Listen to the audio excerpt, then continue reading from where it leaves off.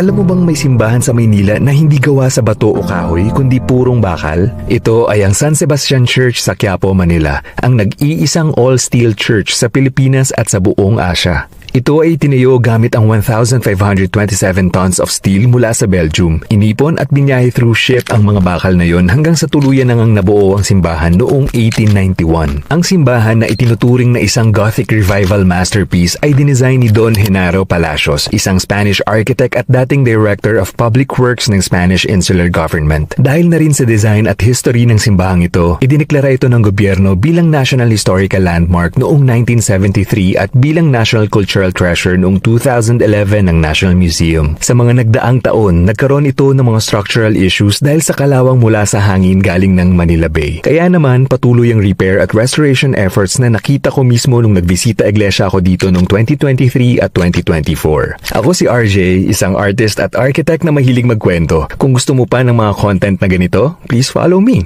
At kung may request ka naman, i-comment mo lang dyan.